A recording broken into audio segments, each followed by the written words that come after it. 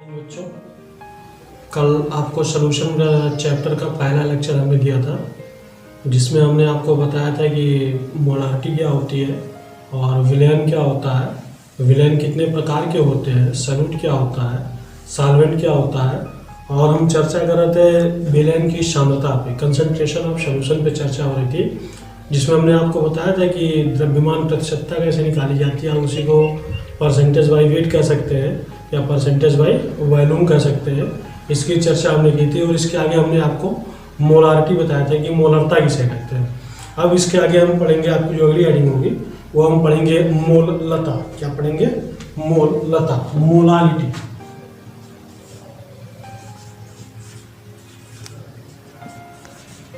हिंदी होगी आपकी मोललता।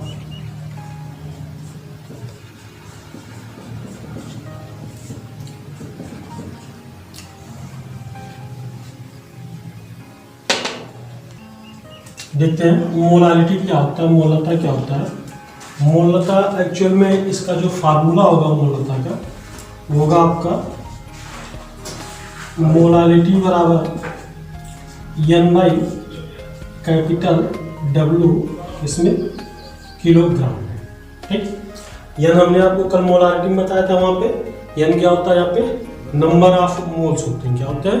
Number of moles, मोलों की संख्या किस में रखेंगे हम? सॉरी, क्या होगा? W by M. ये होगा आपका नंबर ऑफ मोल्स, मोलों की संख्या डब्ल्यू बाई एम। किसके लिए होगा ये होगा आपका सॉल्यूट के लिए होगा। और यहाँ पे जो कैपिटल डब्ल्यू होगा, क्या होगा? ये हो जाएगा आपका वेट ऑफ सॉल्वेंट। ठीक, किसमें? किलोग्राम में। यानी यहाँ पे विलायक का भार लेंगे किसमें? किलोग्राम में। अब यहाँ पे अगर आप एन का मान रखेंगे, क्या हो जाएगा? W by M. और यहाँ पे कैपिटल डब्ल्यू को किलोग्राम में, ये जो है इसको हम ग्राम में कन्वर्ट करेंगे। क्या हो जाएगा? Capital W divide by 1000। आपका जो फार्मूला आ जाएगा वो क्या आ जाएगा? डब्ल्यू गुणे 1000 अपॉन एम गुणे कैपिटल डब्ल्यू, किस में हो जाएगा? ये ग्राम में हो जाएगा आपका। ठीक, इसको हम मतलब जैसे यहाँ पे 2 डब्ल्यू आपका आता है, तो समझने के लिए कह सकते हैं छोटका डब्ल्यू गुणे 1000 बटा छोटका एम गुणे बड़का डब्ल्यू। अब यहाँ पे याद ये रखना है कि जो कैपिटल डब्ल्यू है किसके लिए है? सॉल्वेंट के लिए है। और जो छोटा डब्ल्यू है किसके लिए है? आपका ये आपका सॉल्यूट के लिए है। क्लियर? जैसे जो ये आपका छोटा डब्ल्यू है ये सॉल्यूट का है, विलेय का है। और जो कैपिटल डब्ल्यू है किसके लिए है? सॉल्वेंट के लिए है। ये चीज आपको याद रखनी है। अब इसके मात्रक की अगर हम बात करें, unit of molarity, sorry molality,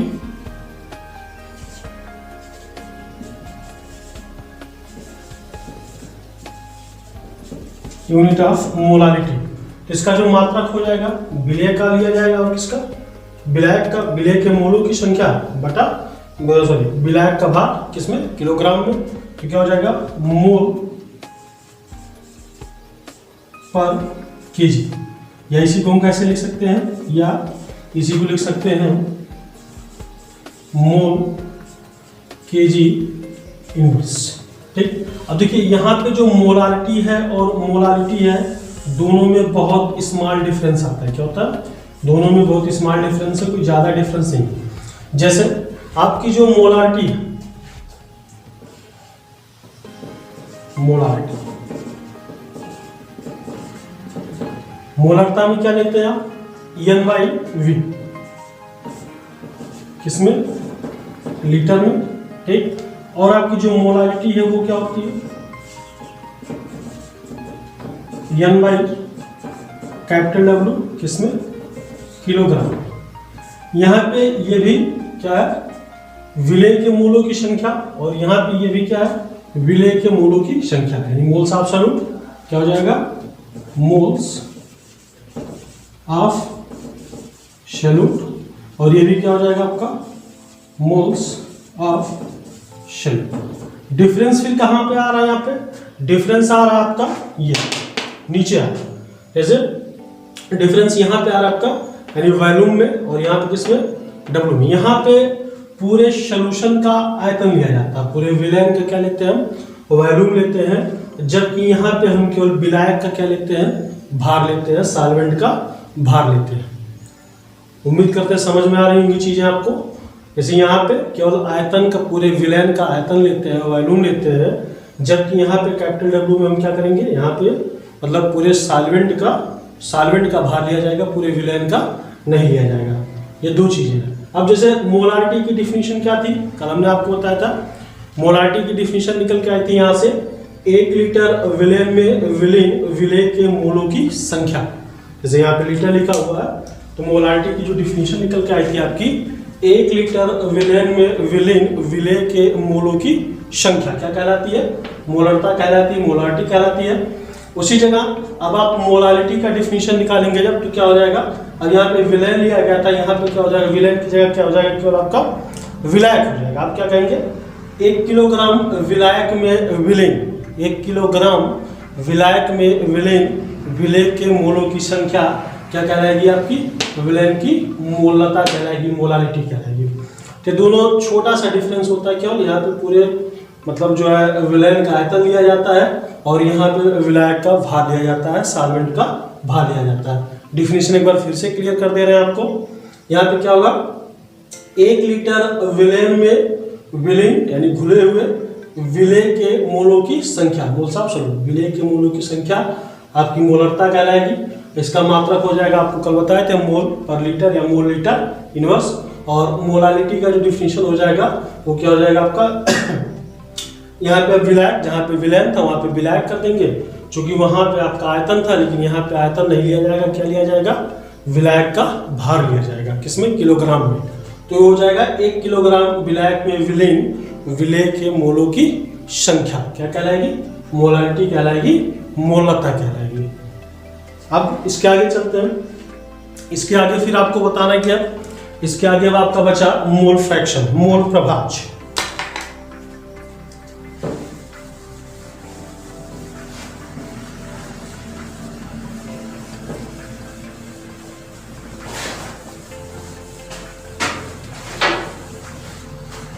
इसके आगे हम आपको बता रहे क्या, मोल फ्रैक्शन, मोल प्रभाज्य।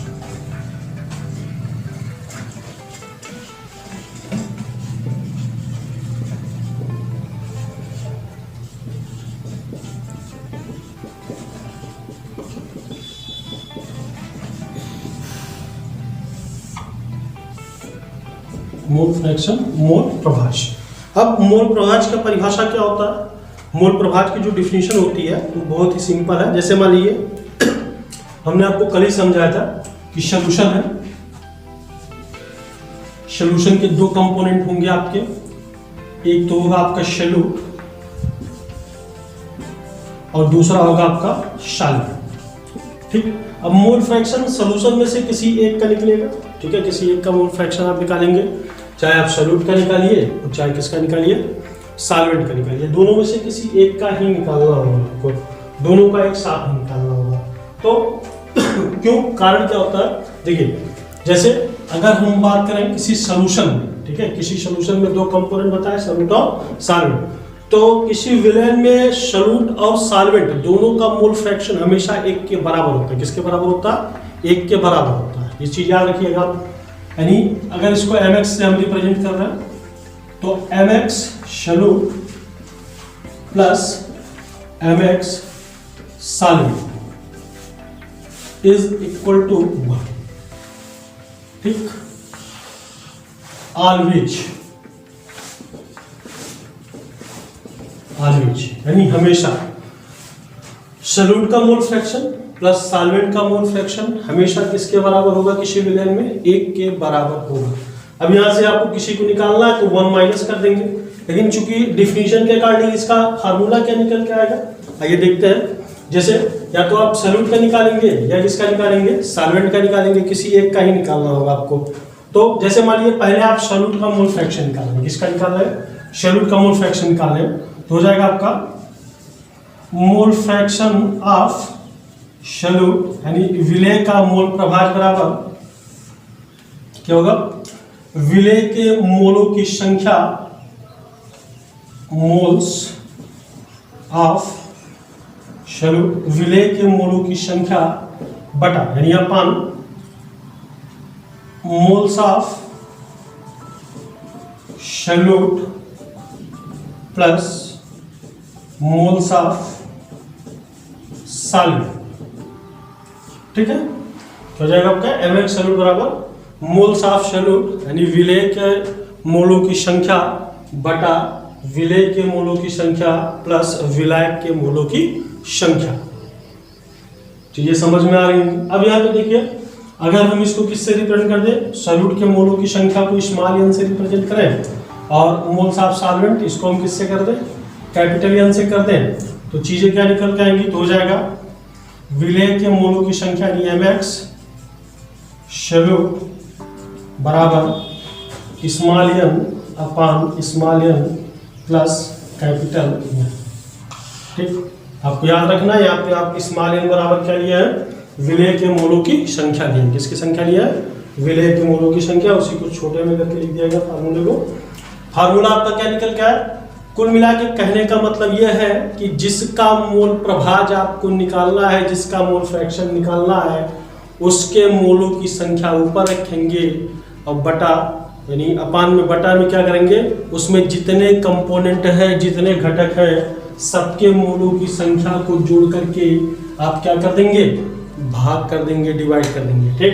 देखिए जैसे कुल मिला के कहने का मतलब क्या है कि मोल फ्रैक्शन बराबर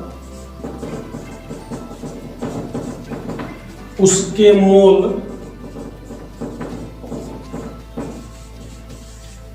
अपान टोटल मोल, उसके मोल अपान टोटल मोल, ये लिखा है आपका। याद रखिएगा इसको, यानी जिस विलेन में जिस घटक का मोल प्रभाव, जिस कंपोनेंट का मोल फ्रैक्शन आपको निकालना है, उसके मोलों की संख्या ऊपर और नीचे जितने भी उसमें मतलब जितने भी पदार्थ घुले हुए हैं विलेन में, उन सब के मोलों की संख्या नीचे करके आप डिवाइड कर दीजिएगा, मोल फ्रैक्शन निकल के आपका आ जाएगा, ठीक।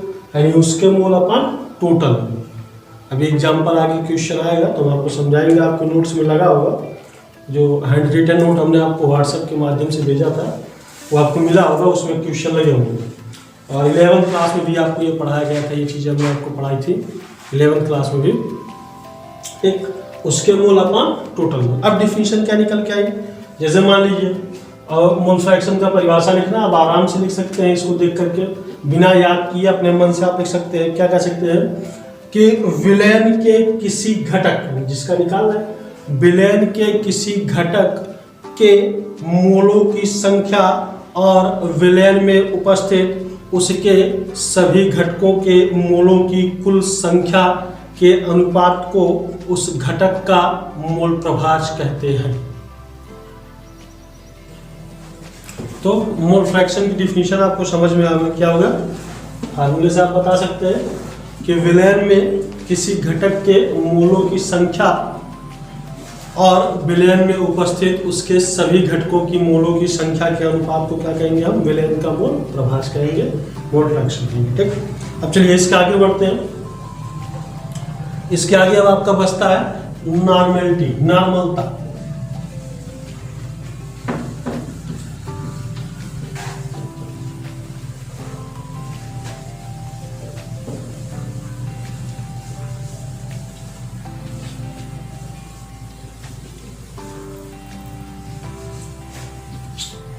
क्या आएगा आपका, नॉर्मलता, नॉर्मेलिटी।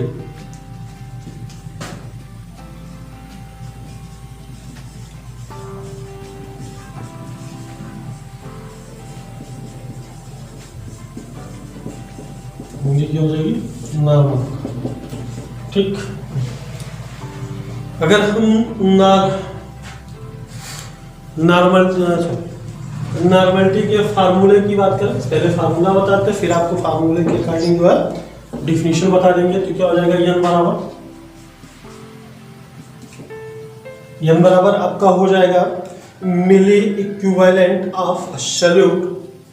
देखिए milli equivalent of solute upon volume of solution. किसमें, लीटर में रखेंगे यहाँ पे। ठीक, विलय के मिलित तुल्यांकों की संख्या बटा विलयन का आयतन किसमें, लीटर में। ठीक है, फिर से देखिए, नॉर्मलिटी n बराबर क्या हो जाएगा, विलय के मिलित तुल्यांकों की संख्या बटा विलयन का आयतन किसमें, लीटर में। अब आपको एक चीज पता होनी चाहिए, क्या पता होना चाहिए कि विलय के मिलित तुल्यांकों की संख्या मिली इक्विवेलेंट हम कैसे निकालते हैं। ये चीज भी आपको 11वीं क्लास में हमने पढ़ाई है, चूंकि ठीक है, देख लीजिए फिर से हम बता दे रहे हैं कैसे निकालेंगे। यहाँ पे जो मिली इक्विवेलेंट आपका निकाला जाएगा, क्या हो जाएगा, W/E होगा, W/E, weight upon equivalent weight. E का मतलब क्या होगा यहाँ पे, इक्विवेलेंट वेट, तुल्यांकी भार। अब यहाँ पे वॉल्यूम ऑफ सॉल्यूशन किस में रिप्रेजेंट करेंगे हम, बी में करेंगे। तो बी आपका लीटर में है, डिवाइड कर देंगे किससे, 1000 से, किस में आ जाएगा, ml में आ जाएगा। क्या हो जाएगा फार्मूला आपका, W into 1000 upon E into V, किस में हो जाएगा, ये ml में। ई क्या है आपका, इक्विवेलेंट वेट, क्या आपका इक्विवेलेंट वेट, तुल्यांकी भार। क्या इक्विवेलेंट वेट की हिंदी क्या हो जाएगी, तुल्यांकी भार। अब तुल्यांकी भार कैसे निकाला जाता है, ये भी हमने आपको 11वीं में सिखाया था, अभी आगे फिर से बता दे रहे हैं कि तुल्यांकी भार कैसे कैलकुलेट किया जाएगा। लेकिन यहाँ पे इतनी चीजें आपको समझ में आ रही होंगी, क्या समझ में, कि n बराबर होगा milli equivalent of solute upon volume of solution, किसमें, लीटर में। और मिली इक्विवेलेंट, मिली तुल्यांकों की संख्या हम कैसे निकालते हैं, W/E से। किसका है ये, सॉल्यूट का है, याद रखिएगा। जो आप इक्विवेलेंट वेट रखेंगे, किसका रखेंगे, सॉल्यूट का रखेंगे, सॉल्वेंट का नहीं रखेंगे। यहाँ पे सॉल्वेंट क्या मतलब, विलयन का सॉल्यूशन लिया, सॉरी विलयन का पूरा आयतन लिया जा रहा है, वॉल्यूम ऑफ सॉल्यूशन लिया जा रहा है। तो आपके W/E upon V/1000 equal to कितना हो जाएगा, W इंटू 1000 अपॉन V, किसमें, ml में। E बराबर इक्विवेलेंट वेट, तुल्यांकी भार कैसे निकालते हैं अभी हम आपको बता रहे हैं, थोड़ा सा बताएंगे तुल्यांकी भार कैसे कैलकुलेट किया जाता है। तो ऐसा करते हैं, फार्मूला आपको समझ में आएगा। अब डिफिनीशन क्या होगा, यहाँ पे डिफिनीशन देख लेते हैं। देखिए यहाँ पे भी पूरा क्या लिया गया है, विलयन का आयतन, और विलयन के आयतन मतलब विलयन आयतन लिया गया है, इसको घोला जा रहा है, सॉल्यूट के मिली तुल्यांकों की, सॉल्यूट के मिली तुल्यांकों को घोला जा रहा है। तो आपका डिफिनीशन क्या निकल के आएगा, आपका डिफिनीशन हो जाएगा विलयन के 1 लीटर में विलीन, हो जाएगा विलयन के 1 लीटर में विलीन विलय के मिलित तुल्यांकों की संख्या क्या कहलाती है, विलयन की नॉर्मलता कहलाती है। विलयन के 1 लीटर में विलीन विलय के मिलित तुल्यांकों की संख्या विलयन की नॉर्मलता कहलाती है। ठीक, समझ में आ रही चीजें। डिफिनीशन आपके नोट्स में होगा, डिफिनीशन लिखने की आवश्यकता नहीं है। अगर आप पहली बार वीडियो देख रहे हैं तो आप लिख सकते हैं सुन करके, वीडियो पुश करके, अगर स्पीड ज़्यादा हो। और मान लीजिए आपके पास किताब है, बुक है, तो आप बुक से भी डिफिनीशन लिख सकते हैं, फार्मूला आप यहाँ से देख सकते हैं। ठीक, अब इसके आगे बढ़ते हैं, हम आपको सिखाते हैं कि इक्विवेलेंट वेट, तुल्यांकी भार कैसे निकाला जाता है।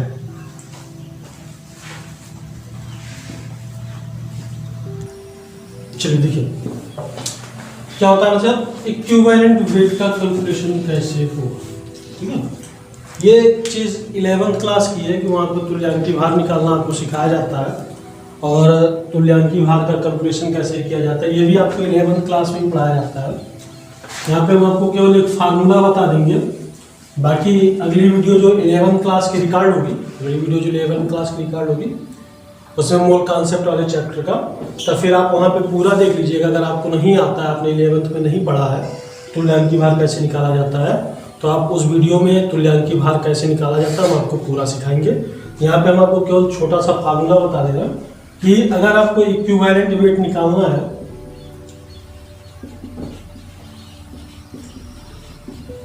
तो इसका जो फार्मूला हो जाएगा वो हो जाएगा वेट अपॉन वैलेंस फैक्टर। ठीक, क्या हो जाएगा, weight upon valence factor. Weight मतलब जिसका तुल्यांकी भार आपको निकालना है उसका भार लेते हैं, और नीचे उसका बैलेंस फैक्टर। अब बैलेंस फैक्टर में क्या होता है, बैलेंस फैक्टर में आपका बेसिसिटी आता है यानी क्षारकता, और क्या आता है, एसिडिटी आता है, वैलेंसी आ जाती है। बेसिसिटी, एसिडिटी, वैलेंसी, यानी ये सारी चीजें किसमें आ जाती है, बैलेंस फैक्टर में आ जाती हैं। और ये बेसिसिटी कैसे निकालते हैं, एसिडिटी कैसे निकालते हैं, वैलेंसी कैसे निकालते हैं, ये सारी चीज़ें आपकी 11th क्लास की है। 11th क्लास की वीडियो जल्दी शुरू हो जाएगी बनना, तो फिर आप ये चीज़ें वहाँ पे देख लीजिएगा।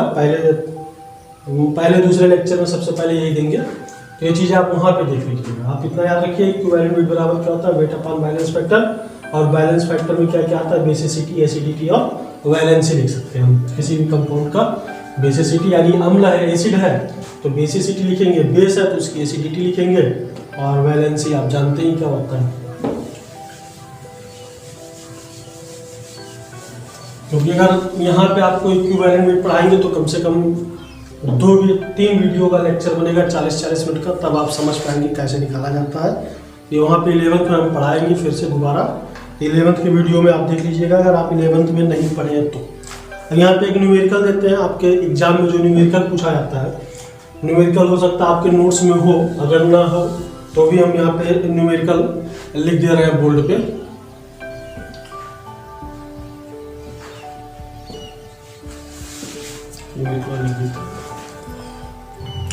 देखिए क्वेश्चन दिया गया आपके नोट्स में, क्वेश्चन होगा क्योंकि पिछले साल का नोट्स हमने आपको फोटो खींच के भेजा था, तो अगर क्वेश्चन नोट्स में होगा नहीं होगा तो एक बार हम क्वेश्चन बोल रहे हैं। बुक है हमारे पास एनसीईआरटी वाली, तो एनसीईआरटी बुक से हम क्वेश्चन बोल रहे हैं आपको। एक विलेन में बेंजीन का 30 द्रव्यमान प्रतिशत, क्वेश्चन सुनिएगा फिर से एक बार। एक विलेन में बेंजीन का 30 द्रव्यमान प्रतिशत कार्बन टेट्राक्लोराइड में घुला हो तो बेंजीन के मोल अंश की गणना कीजिए।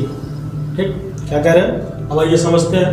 कह रहे हैं कि एक सॉल्यूशन है आपका, कार्बन टेट्राक्लोराइड का विलेन है जिसमें बेंजीन को घोला गया है। किसको घोला गया है, बेंजीन को।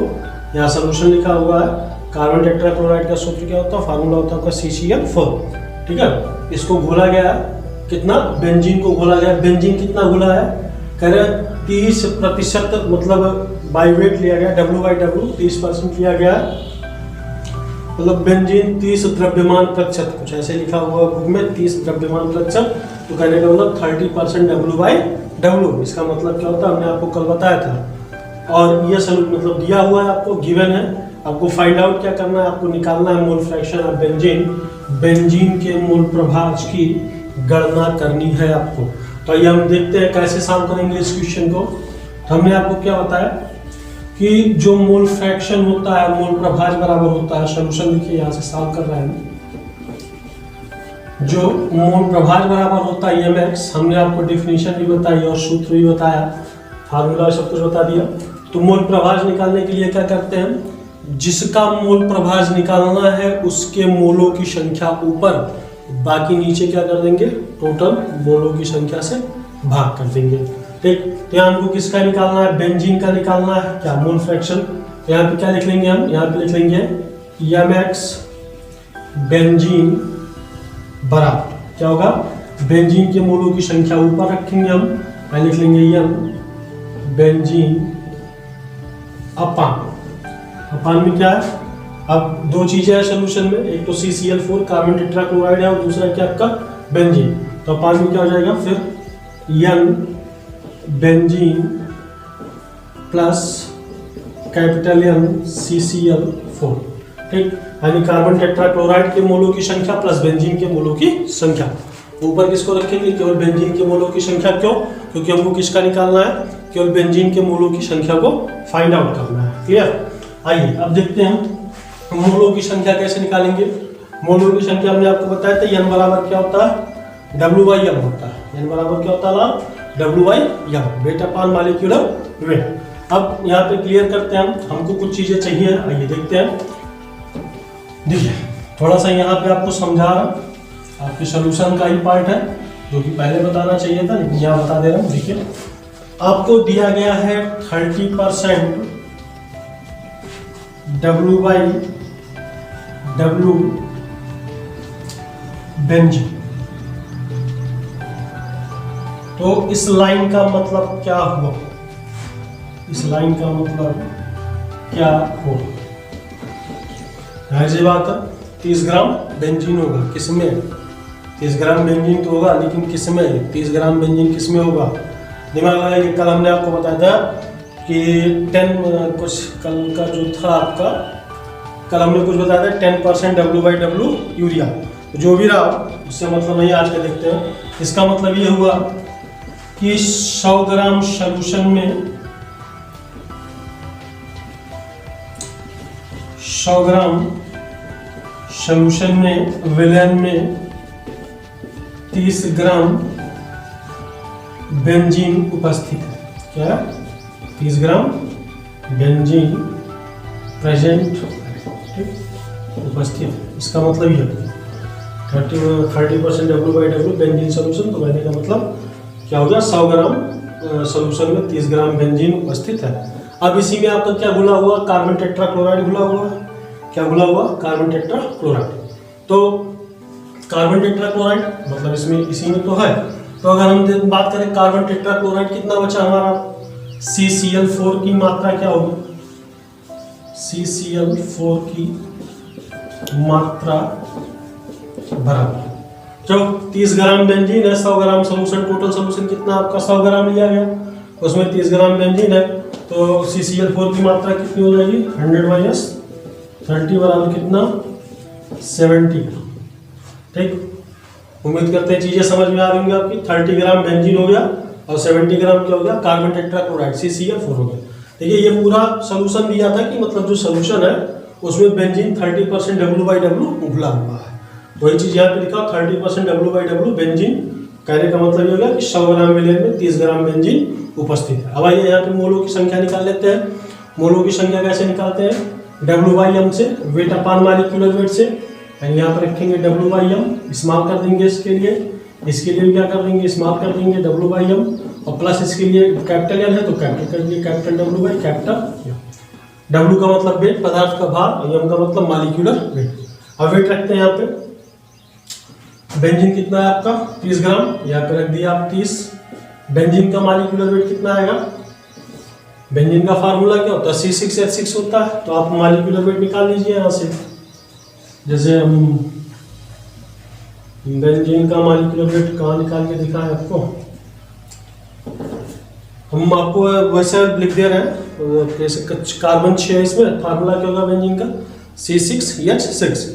कार्बन का मॉलिक्यूलर, कार्बन का एटॉमिक वेट ले लीजिए, 12 6 72 हो जाएगा, और 6 हाइड्रोजन है तो आपका कितना हो जाएगा, 72 6 78 हो जाएगा। तो यहाँ पे हम लिख दे रहे हैं 78। ठीक, यहाँ भी कितना हो जाएगा 30/70 प्लस, अब यहाँ पे कैपिटल W किसके लिए, ये कार्बन टेट्राक्लोराइड के लिए कितना होगा 70 ग्राम, यहाँ लिख देंगे 70 अपान, अब कार्बन टेट्राक्लोराइड का आप क्या निकालेंगे, मॉलिक्यूलर वेट। कार्बन का कितना होता है 12, और क्लोरीन का कितना होता है 35.5, तो 12 ये और 35.5 गुणे 4 कर लीजिएगा, तो निकालने पे कितना आएगा, यहाँ पे जो भी है आप निकाल लीजिएगा। और वैसे हम अपने मन में कैलकुलेशन करके लिख दे रहे हैं, तो ये आपको कितना आ जाएगा 154 आएगा, 35.5 गुणे 4 प्लस 12 154।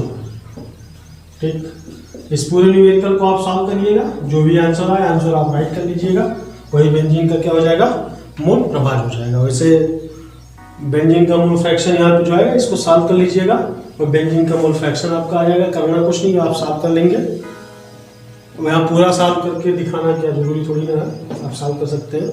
आज हम आंसर बता दे रहे हैं, आपका आंसर आएगा यहाँ पे 0.458 आएगा। कितना आ रहा है 0.458, ये आएगा आपका आंसर, क्या बेंजीन का मोल प्रभार।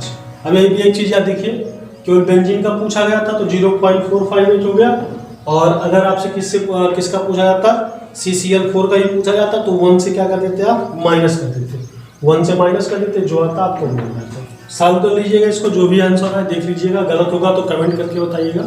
आप वीडियो को पुश करके देखते, मतलब जैसे हमारी चीज़ें आपको समझ में नहीं आ रही है तो आप वहाँ वीडियो को पुश करके देखिए, और अगर आपको नहीं समझ में आ रहा तो आप वहाँ पे कमेंट कर दीजिए कि सर ये चीज़ नहीं समझ में आई। अगले लेक्चर में वो आपको समझा दिया जाएगा। और बस इसके बाद फिर कल मिलते हैं, कल 2-4 न्यूमेरिकल और करवा देंगे, जो भी है हमारे पास, जो बुक में है हमारे सामने, वो न्यूमेरिकल हम आपको करवा देंगे। और बस यहीं तक रखते हैं, और इसके बाद अगली क्लास में मिलते हैं।